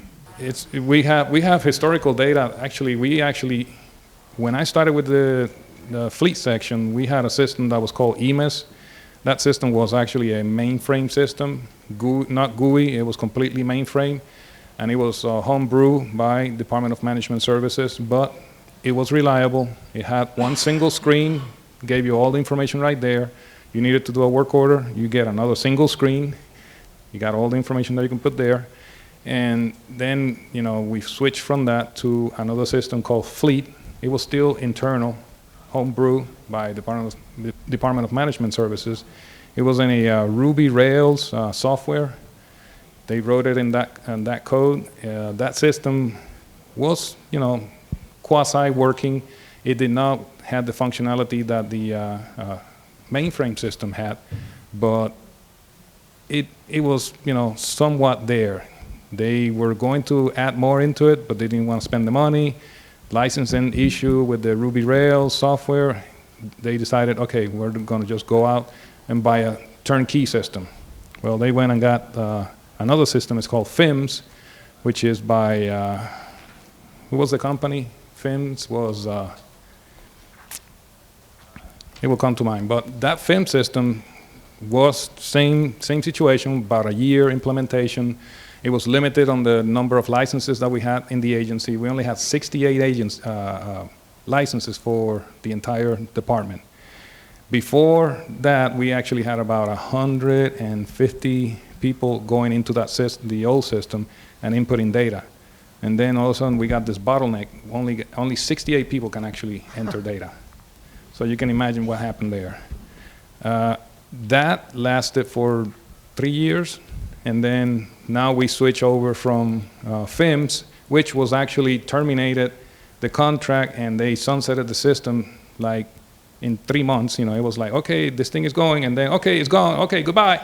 So they have some information historical, but it's it's in their servers, and we won't be able to see it until somebody can actually put a system that can stand up and read that. So basically, we don't have data. The FleetWave system supposedly will be fully implemented this year. Don't have a date because they never gave us an implementation plan. We've been asking for that from that agency, still, no results. So it's, I think Arkansas is going through something similar. Pains, going from one fleet management system to another. And about a year in the implementation process. No, we're not started yet. Haven't even started? But do you have a fleet management system at all? We did. We had a homegrown, and it's gone? It's gone. 2 years ago. Thanks to our illustrious IT group.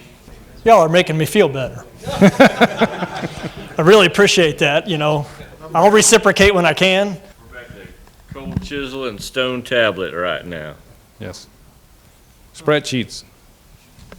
Filling out a template that hopefully will, load up into the new system. Well, our IT folks have been warning us that we got to get off a mainframe. We got to get off that mainframe because all the expertise is, retiring and gone. And yes. And we're still heavily reliant on a mainframe, but we're headed in the right direction at least. And thankfully, they haven't pulled the plug on us. Like it sounds like some of you all have. That is what happened to us. And then also, with the part that you were talking about having support, our internal system was actually running on COBOL. Yeah. So we just, 2 weeks ago, we actually switched over and went into something that is GUI. It has all kinds of statistics. It has all kinds of, report capabilities. We can do queries, so, and the IT folks love it because they actually know about They have that people programming. that can support it, yeah. Yes, so, it's something that you have to keep in mind that not because it's working, but it's in mainframe, hiring somebody that actually now works in that, particular mainframe program may be difficult later on to find. Yeah. Yeah, we've got one person really pretty much that's got her target date set. So my question is for you, and not to get into negatives about a specific company or anything, but when we did our rollout, we ran into a lot of problems, and it took 2 years to get through our implementation with our new system. What are your biggest challenges as the fleet operation trying to get into a new system? What would you, if you knew it now, what would you do differently to make it faster or easier maybe? The implementation for that system is actually the responsibility of another agency. So we were not completely involved in the procurement process. There is some requirements for them, for the agency that is procuring the system, to the vendor to implement in a certain time period and provide training and this and that. There were some penalties. I'm not fully aware of how the contract is structured, but that time has passed, and I don't know if the contractor is actually being penalized. But the thing is that us, the customer, we're not getting what we're supposed to get within the time period. And I know that there's going to be a learning curve for our folks to, once they finally implement the system, we will have shops, going in. The good thing about it is this system has no limits on how many users are in, so there is no license limit. The problem is they need to implement it so we can actually start playing with it and, get proficient in it, because it's not going to be like we're going to be up on the top. We're going to be, learning curve all the way through the pain. But at least it's GUI. It's not something that you have to install in the computer, so, it's going online. Access will be a little bit better, but, there is data that right now we're just have a data drain every day, because we're not capturing all that. And then in the future, to run reports, historical information is not going to be available unless the data that we're sending to them in the template gets loaded and, it actually works. It's probably obvious and maybe doesn't need to be said, but if you can be in the driver's seat, that's the best place to be. I'm sure it's painful to have somebody else driving the bus and you have Yes. to just follow along. And Yeah, so we're the passenger on this one. most folks can't decide that on their own, but if there's a way you can get out ahead of it and you can be the agency responsible, even if it has to be shared, that's the best place to be. Make sure that you're responding to your customers. I don't think it's a silver bullet that's going to solve all your woes. 10 years in, we still have we underestimated the amount of staff time it was going to take to keep that system manned and operating at the level that we want it to. We had a FIMS administrator, so we call our system FIMS, so it's basically Asset Works, but an administrator who was kind of a part-time analyst as well. She should have been a full-time administrator of the program and kept up on the training and all the new rollouts and all the new updates. And we have a lot of users that every time an update comes out, technically there should be some training that goes out to all of those users with it. So that's the one thing that I would say, inheriting a system that frankly we just didn't staff appropriately. Are you guys going cloud-based, or are you going to be putting it on your own servers? Tim, you too? We're going to have a hosted, it'll be hosted. Yours will be hosted, and you're going to be in the cloud? Yep. Yeah, most applications right now are actually hosted cloud-based. IT departments, like you mentioned, don't want to be messing with maintaining updates, things like that. Yeah. Makes it easier being cloud-based. Hopefully the cloud won't rain and your data will be on the gutter. A thunderstorm. If we're ready to move on off of this topic, I have one quick one, just a quick question. Who all, this is more selfish, but the web-based training we've talked about a little bit, are there any agencies in the room that have implemented that training for their folks? I'm looking at Tyler because I know South Dakota at one time had asked your fleet guys to take that web-based training. I don't know if that's still the case anymore. Brad had indicated maybe at one time that he was directing their guys to go and do the preventative maintenance courses and the other courses that are on that web-based training, but I don't want to put you on the spot, but I already did, so. That's not happening anymore, okay. Is there anybody in the room that is regularly implementing that into their program, that fleet, or the web-based training? Tim, we're not there yet. We've got the hurdle we have a labor management committee. The people that it would best be most impactful for are actually part of a union. So we have to, before I can tell them to do something to improve their life, they have to vote on it. So what we are doing though is we're bringing that into a system, our training system called Cornerstone. Okay. So basically when they've taken it, because they've signed in and everything, we will see that. Eventually what it's going to be is once you get to a certain level technician or you want to become a supervisor, you will have had to have completed certain courses in there. Good. And potentially do others for enrichment, some kind of, hey, you did it, so now you know. Yep. But the very first one is one I think that every technician should actually view. Yeah. Quite a few of ours have, just by me saying, this is something you probably want to look at, but, I can't make anybody do anything. Yeah. Well, that's good to know. So your Cornerstone, I think you called it, is like a learning management system. That's one of those. Yeah. Yes, it's the Department of Transportation's their application for, everybody has to take Yep. active shooter, Yep. sexual harassment.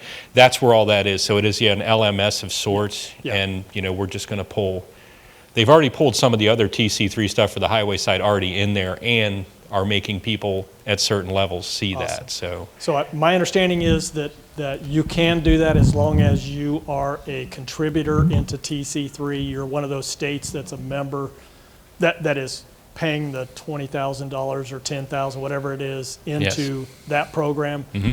I think they have very good participation. It's like 40 or 45 states that are doing that. Yep. And so there's a very good chance that you could incorporate that into your own learning management system and flag somebody when it's time to take it, and then it tracks the fact that they completed all that. So that's good information to have. We have not implemented that yet in Kansas, just because I've been lazy about it, I guess, but it is something that I think would be good, and just lay that out there for you all to think about. There's a lot of value in those. So how many people are using fuel burn as part of one of their preventative maintenance criterias? And also, are you using fuel burn for utilization, where your areas that urban versus rural, that you're not going to put the miles on, but you're going to be sitting at stoplights, and you have factors that you're using to turn fuel burn into utilization? We are not. I think we're interested, but who out there is or is contemplating? Yeah, actually, we're going through that right now. The plan is to have it in place by July 1, so that's coming very quickly. I think from what we were using actually payroll hours, so that really doesn't tell me much of anything. So we're going to fuel, so that'll be fuel-based for the capital equipment budget, utilization. We've always, well, I shouldn't say always, but we've used fuel for our PM for a number of years now. But looking at the data, and I'm here the next couple of weeks going to be presenting to the deputy secretaries and the secretary this new plan. And I think the folks that are for the capital equipment budget side, the ones that are getting more money are obviously going to be more happy. And those folks that end up losing money are not going to be so. But just the system we had in place prior to that, just payroll hours really doesn't tell us anything on the condition of the truck and whether or not, our biggest goal is to right-size our fleet, one of the big goals. So that will help do that and make that justification when they want the new piece of equipment or an additional piece of equipment. Well, we have the data there to show that maybe you don't need that piece of equipment. So will that be rolled into also replacement criteria, fuel burn?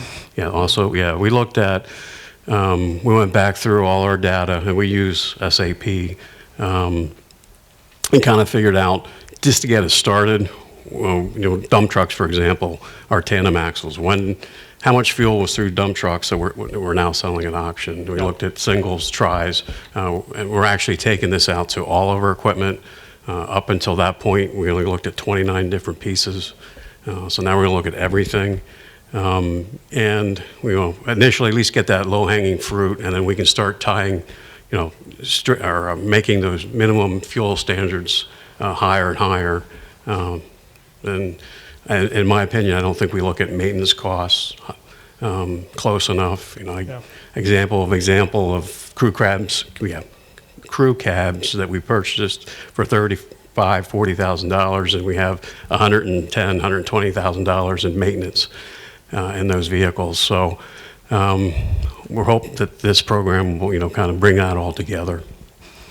Have you done any analysis on the difference between fuel burn and engine hours? Are you tracking engine hours as well? And is there a wide variance on that? Yeah, we were looking at that. We just weren't capturing that data as closely as I thought we needed to. So that's why we ended up with the fuel. I see. Yeah.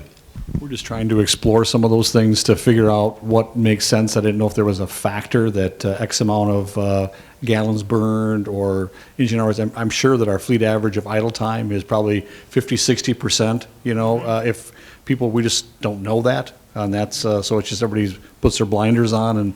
But when fuel gets to be, $5, $6 a gallon, that's a huge savings there. And so we're just trying to figure out some of those pieces and to, obviously the people that live out in the rural areas, they put tons of miles on. The people that are in the urban areas, they don't put as many miles on. So you're looking at them, well, you're not utilizing your truck. And they say, well, yeah, we are. We're sitting at stoplights. And so our hours are there and our fuel burn is there. So we're just trying to figure out some way to normalize that data from between the different categories.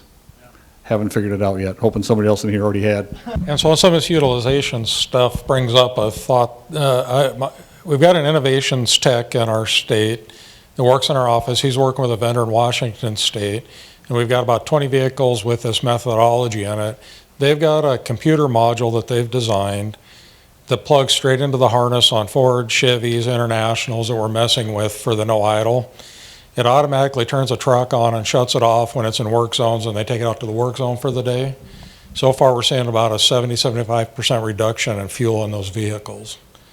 I just wanted to throw that out there. It's kind of some cutting edge stuff that he's doing. We're going to span it across the state over the next 3 months, get it in there. But if you're interested in that, currently we do use fuel and or hours to track for doing service stuff, but this this will definitely, from a utilization perspective, throws a wrench in from tracking that way. You got to do more than that for me. You got to describe that a little bit more. How does it know it's in a work zone? Okay, so when you're in the work zone, it doesn't know you're in the work zone. You manually turn it on. Okay. And so the things we have to add to the trucks, if it doesn't have, we chose to add to the trucks. We came up with our own safety standards that we wanted for our trucks. If the hood is up, if the doors aren't locked with an automatic actuator, the system doesn't work. If you break into the truck without using the actuator to unlock it, the truck dies, then you have to use a key to start the truck and use it like you normally would. When you go to get out of the truck, you set the brake, you push a button on the truck, the light turns on bright saying the system's activated. You get out of the truck, you've got a minute to get out of the truck, when you set the lock, the truck shuts off, and then it reads the voltage. The voltage drops down to 11.5, it starts the truck, and we manipulate the amount of time it runs. So we say, all right, we start at 50 minutes, we're down to 10 minutes, can we get it to 7 minutes? What's the right amount of time to charge your batteries for going? So we're seeing several hours on most vehicles running an aero board with lights before it starts up and runs for that time. Okay. And so, kind of neat technology, and one of my criteria, I didn't want to cut anything. You start cutting in the salt environment, you're going to do stuff. So it's an unplug. You plug it in line, so if you got to diagnose it, you unplug it, plug in the main harness, and you're back operational again. So it's a system that this vendor in Washington he's been working with, they've got this set up. It's kind of cool, high-tech stuff, but we're having, our pilot program the past 4 months has been pretty positive, and we're going to expand it statewide and see what happens. Is it light duty only? Is that what? No, we're doing up through our road warrior class trucks. We're doing road warriors and down at this point. Anybody else have any innovative ideas to control idle time? We have used the engine software to what we would hope would be to minimize idle time, but there's always ways to override that, and we've got mechanics that are even reprogramming and shutting them off. And it's a pain. I mean, there's nobody can argue that it's a pain, but we spend a lot of money idling, and we hurt a lot of equipment, and we're not tracking idle. KDOT is not, other than at the individual truck level. If you plug into it, you can look, but beyond that, we're not tracking idle. But anecdotally, you go and you see stuff idling all the time, and we tell them, you're hurting yourself, you're hurting the agency, you're killing equipment, but it's hard to convince folks, especially when it's July in Florida, or when it's, and they need that heat, or they need the AC on or whatever. But the stuff that kills me is just idling all day long outside of a shop or outside of, their facility where they work. Whatever reason, they get out and they leave it idling. I don't know why. It's just easy, I guess. But, I mean, it's a management issue, and we got to convince those managers, those supervisors, but they're the worst. They're doing it the most. So I'm looking for any ideas. So that's a hot spot in New Hampshire as well. One of the problems that we have is the labor burden to get into all of these systems. JD Link will show it to you, Caterpillar will show it to you, but you got to go individually to each unit. So one of my questions was, has anybody had success getting access to the data tables where they can export the data themselves? Exception reporting or anything would be nice, and we haven't found that yet. You're talking for off-road stuff, for construction, like yeah, so CAT and our AVL system, they kind of duped us, because the AVL system uses GPS to track idle time versus going into the ECM and actually pulling it out of the computer. Yeah. So that's a big estimate. But for, JD Link and so forth, that's specifically construction equipment. I'm not a paid representative. I'm not saying you got to do this. About a year ago, we switched our AVL system to Geotab. It plugs directly into the engine control unit. I'm tracking idle time by what the truck's telling me. It also gives me if there's a malfunction indicator light that comes on, it tells me that. The actual dashboard, when I sign in, tells me the winners that week of the highest idle, the winners that week of the highest speed. They actually become losers now, but I mean, it tells me a lot, and you can go down all of the equipment you have it in, you can look at idle time, you can look at fuel burn, You can look at all of that. As a matter of fact, I'm working with them right now to pull into our fleet management system, basically making a meter in our system. That's how we do it. We use Maxima. We're probably the only state that does. Actually create a meter in there for the fuel meter in the vehicle, which will tell us, it'll update us every time it refuels with the quantity, the time, the day, and the mileage that it refueled at, or the hours, depending on how we're tracking it. You know, so we can look at doing what Mike has been doing in Pennsylvania for years now, which is using fuel burn to determine PM, also to determine, you know, I can get utilization right now. I also can get idle time. It's sitting there running, not moving. You know, the AVL tells me it's not moving, okay? If it says it's moving and it's not, we've got bigger problems. But it also tells me how long it's been sitting there doing that. So, you know, there are solutions out there. It's not cheap. You know, you have to install this in every vehicle. You have to reinstall. So, but at the end of the day, the powers that be in Maryland felt it was worth it. Do you have success stories, or do you have results? Have you gotten there yet since you've implemented to know that you're reducing idling? That is something we're starting to tackle. This program's only a year old. Yeah. We are starting to lean into that. First and foremost is safety. So, you know, there are people that we employ that every time they get into a state vehicle, it's their opportunity to reenact their favorite episode of Dukes of Hazzard. So we're honing in on that first with speeding and everything. We will eventually get to idle time where it's, you need to not idle. We'll know who's in the truck, we'll know that they are doing it, and there will be consequences if it continues. Yeah, this is Henry Knipe again. I just wanted to remind folks, so most of you I think saw it, but Lisa Kunzman did a really nice presentation. I think it's on the EMTSP website on this, where they did a whole program about this, and that was the backbone of it, was the AVL GPS information. And as I recall, and I'm just paraphrasing her quickly, they did save a ton of money, and they actually got rid of a bunch of vehicles. But one of the lessons that she said learned out of that, as I recall, was you got this data, now you better do something about it, because all of a sudden you got a problem if you don't, in fact, start managing the information you're getting. So you got to be, you know, you ask for it, you get it, you got to do something about it. So, but I think it's on the EMTSP website. There's a bit of a dilemma there, at least there has been in Kansas, where if we were going to implement, you know, we've experimented with some of that, and we've sold it as, we're not Big Brother here to put a hammer down on you. You know, we want to have that information to help us better manage, but in reality, in some cases, you ought to be Big Brother making those determinations. We may discipline folks on that. So. Tim, I can say from this experience with that, because I'm also part of a group of people that have to review citizen complaints and whatnot when it comes to our vehicles. We've exonerated more people than we've actually condemned using the AVL systems in our vehicles. It's people had the wrong guy, or just were having a bad day and decided to try to destroy somebody else in the process. But, you know, I'd say it's about 25%. Yeah, you did it. 75% are like, we don't see what you're saying.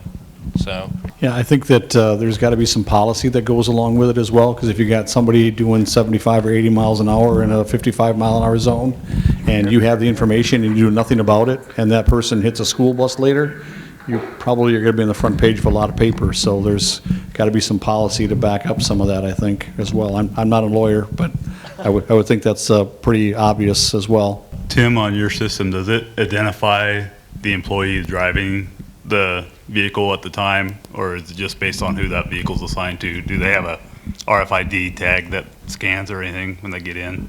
Because our labor management committee had such a monumental problem, like Tim was saying about being Big Brother, we chose just to identify the vehicle. But from day to day, I can identify the vehicle down to, I know which one it is by tag number. I know where that is in location, so if there was ever a question, I would call the management of that facility and ask them who was operating the truck at that time. You know, and it's on them. It is assigned to them for that day, so we do have a name, so we can put 2 and 2 together if necessary. Yeah, I just kind of wondered if there's any way to, that was automated to your travel log system or something in your asset system. you can actually, most AVL systems nowadays are robust enough. I know that, the one we're using, you can have a pin where the people pin in, and, yes, then it says, oh, so-and-so was driving it. There's one called Samsara that actually has a camera looking at the driver. That was like a no-go for us as far as the union was concerned, and I don't blame them. I'm not looking my best anymore. As it is, I don't need to look at myself driving, but it's how there's a level that everybody's going to accept. We're going to have AVL, where it's our equipment, our assets. We need to track it to a better degree. So that is what it is. Wow, do you see I was just going to add, Dale, on our AVL, which we use Geotab as well, but we have key fobs that each of the drivers swipe so that we know which driver. We did have to kind of start monitoring a little bit because they were leaving the key fobs in the trucks. And so it would just, whoever's fob was there is the one they were grabbing. So we did kind of do a little bit of checking there. The other thing that we've really had recent issues with is we've come down where we've actually terminated employees for seatbelt usage. And so we've found a lot of them have been putting the seatbelts behind them. So Geotab has a report where if it's been buckled for more than I think we've got it set for 4 hours or 5 hours, it will trigger a report and you'll have to justify why you haven't been out of the truck for 4 hours. And that's how we've caught some people. So it is always constantly a step above, we're always trying to figure out ways, they're trying to figure out ways around the AVL. We have some instances where we're piloting some cameras in the cabs. They've started putting tape, sticky notes, whatever, unplugging stuff, saying, oh, it comes in the shop, it's broke, I don't know what's wrong with it. Well, you cut something, you unplug something, that's what it is. But there is technology. It's just only as good as the operators, and you're always trying to stay one step ahead of whatever the newest workaround is.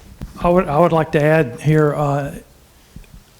when we first did this, 7-8 years ago, there was a whole big hubbub about fleets watching all the employees in the state and blah, blah, blah. And what we did is we broke away from that. We provide that information, but employee behavior is on the supervisor, his supervisor, not on fleet. So the supervisor can pull that data and act accordingly, and fleet just supplies it to the supervisor. And we're in the process of switching over the Geotab. We got out of Verizon in the Geotab just for the reasons you just mentioned. But it's once you separate the oversight of the vehicle from the oversight of the employee and put that on the supervisor side, it cleans up a lot of stuff, and HR can run it. And that way I'm not coming down to a maintenance section 10 hours from here and going, yeah, I saw your employee do this, you need to let him go. It's the supervisor there doing that, if that makes sense. I was just curious, how many people are using Geotab? Is there anyone not using Geotab that has AVL? Or, all right, not as many. Okay, thank you. So we're getting close to break time. The preceding was produced by the National Center for Pavement Preservation. More information can be found on the web at pavementpreservation.org. Additional support provided by Michigan State University.